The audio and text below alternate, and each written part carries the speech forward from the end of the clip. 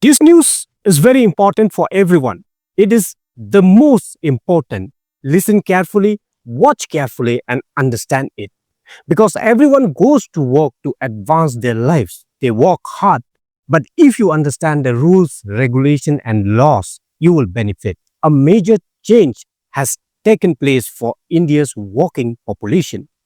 29 old complex labor laws have been merged, and now only 4 new labor codes have been created. The government says that these new laws will provide greater protection to employees. They will clearly define working hours. And there will be no confusion or ambiguity regarding overtime pay. So let's understand the biggest change, working hours. Now, in many sectors, the daily workload can increase from 8 to 12 hours. Now, you might ask, what's the big deal? Working from 8 to 12 hours. This is just an extension of the time limit. However, the weekly limit is set at 48 hours. This means that companies can extend their shifts if they wish, but they cannot make workers work more than they should.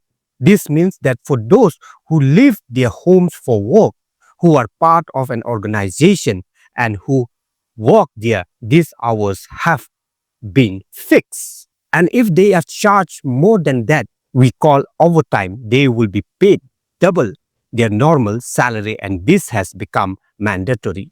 The government is calling this a decision taking in the interest of employees. This will stop exploitation and increase earning opportunities. This is a major change in the country's labor system. Previously, we had 29 different labor laws, each with its own rules and procedures. This made it very difficult for employees to understand and for companies to follow each rule. To address this issue and simplify regulation, the central government has consolidated these 29 laws and created 4 new labor codes.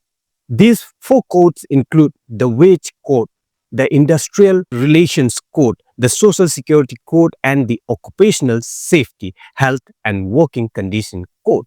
These 4 codes have replaced the old systems. Their purpose is clear: to protect workers, ensure their income, and make it easy for companies to comply with regulation. These codes will impact almost all sectors in India, from small industries to large factories, from the service sector, digital media, and even the beeri, cigarette, mining, textile, and export industries. The most debated issues in these new labor codes are regarding working hours and overtime rules. Now, according to the new rules, the daily working hours are from 8 to 12.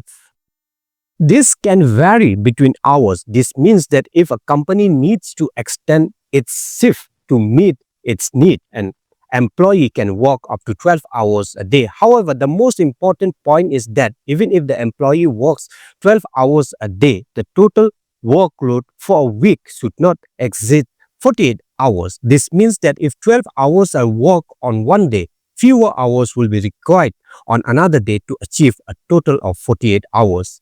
This arrangement was created to ensure that employees are not constantly burdened and their rest time is also protected. Let's talk about overtime. In the past, different laws have different provisions regarding overtime. However, now, under Section 14 of the Wage Code, overtime has been completely clarified. If any employee works beyond the stipulated time, they will be paid at least double their normal wage. For example, if an employee earns rupees 1,000 a day and his normal working hours are 8 hours, it should receive at least 250 for each hour of overtime. This amount is calculated by dividing rupees 1,000 by 8 hours to arrive at the hourly wage, which is then double. Overtime can only be performed if the employee consents to it, not forcibly. This means they cannot be pressured. The new constitutions also clearly state that providing employees with a written appointment letter is mandatory. The benefit of this is that every employee will clearly know their salary, their role, their benefits, and their social security provision. Furthermore, a national minimum floor wage will also be established. This will ensure that no employee will receive less than a certain amount. This will ensure stability and equitability income for workers across the country. Social security has also been strengthened in these codes. Previously, workers in the unorganized sector, such as delivery boy and app-based workers, were often exposed.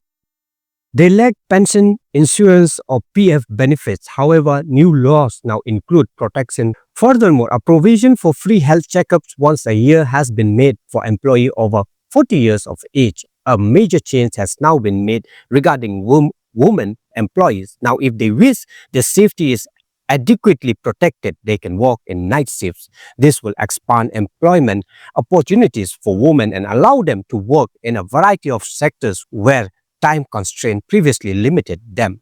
However, the new laws have also posed some challenges. Many trade unions have opposed them, stating that they could increase the workload on employees. Concerns are particularly raised about the 12-hour shift, which could be misused in some places. This requires both the government and the state to ensure that the law is properly enforced and no employee is pressured. The role of states is also crucial, as each state will need to update this regulation to fully implement these codes.